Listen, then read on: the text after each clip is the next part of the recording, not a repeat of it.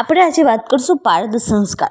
તો સંસ્કાર કેને કહેવાય કે શોધનમ દોષ હરનમ સંસ્કારશ્ચ બલ તેજોભિવર્ધનમ, એટલે કે જે શોધન કરે, દોષનું હરણ કરે અને બલ તેજની વૃદ્ધિ કરે એને કહેવાય સંસ્કાર.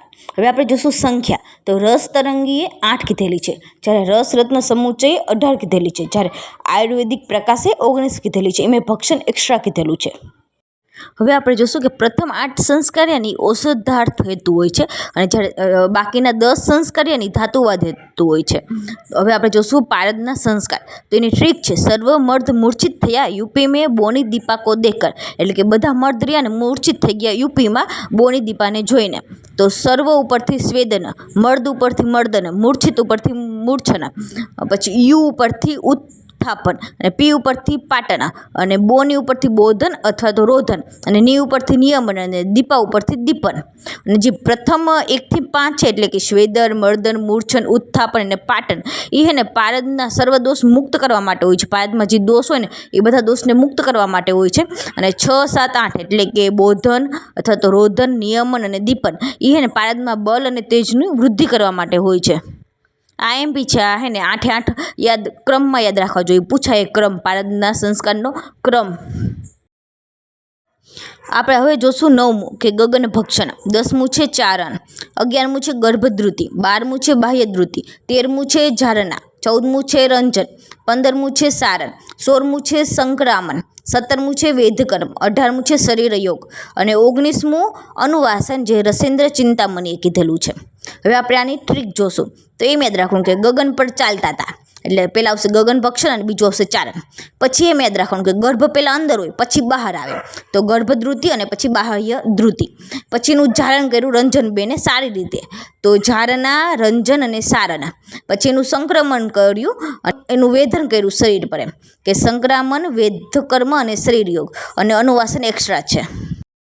હવે આપણે જોશું સ્વેદન. તો એ કેમાં કરવામાં છે? દોલા યંત્રમાં કરવામાં આવે છે. અને એ શું કરે છે? તો મલ શૈથિલ્ય કરના, કે આપણે સ્વેદન સંસ્કાર એ દોલા યંત્રમાં કરવામાં આવે છે. અને એ શું કરે કે મલ શૈથિલ્ય કરે, જે પારદમાં જે મલ હોય એ બધાને શૈથિલ્ય કરી નાખે.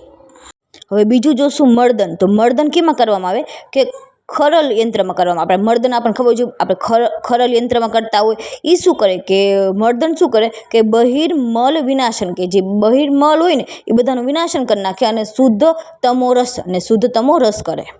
હવે આપણે ત્રીજું જોશું મૂર્છન. તો એ તપ્ત ખરલ યંત્રમાં કરવામાં આવે છે.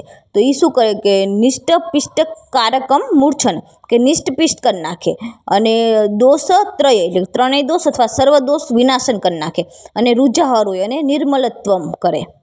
હવે આપણે ચોથું જોશું ઉત્થાપન. તો એ કાંજીમાં કરવાનું, દોલા યંત્રમાં કાંજી સાથેનું સ્વેદન કરવામાં આવે છે. એ શું કરે? તો પૂતિ દોષનું નિવૃત્તિ કરી નાખે, જે પૂતિ દોષ હોય એને નિવૃત્ત કરી નાખે. પછી કુંચુક દોષ હોય એને હરે, એટલે કે સપ્ત કુંચુક દોષ આપણે જોયા હતા એનું પણ હરણ કરી નાખે. પછી નાગ વંગને મુક્તિ કરી નાખે અને મૂર્છા વ્યાપતિ નાશન કરે, એટલે કે મૂર્છિત પારદને સ્વાભાવિક અવસ્થામાં લાવે, એમ કે જે મૂર્છિત પારદ હોય એને સ્વાભાવિક અવસ્થામાં લાવે.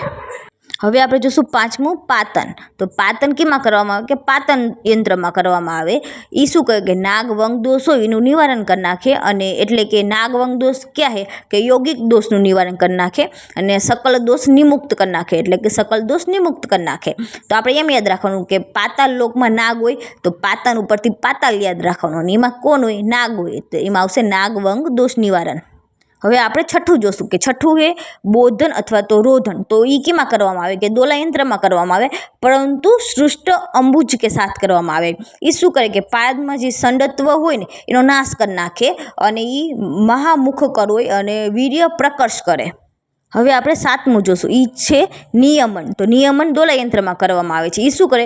ચપલત્વ નિવૃત્તિ, એટલે કે જે પારદમાં ચપલતા હોય એના ઉપર નિયમન કરી નાખે અને વીર્યવાન જયત, એટલે કે એને વીર્યવાન બનાવે અને વહીની મિત્રત્વ કારક હોય.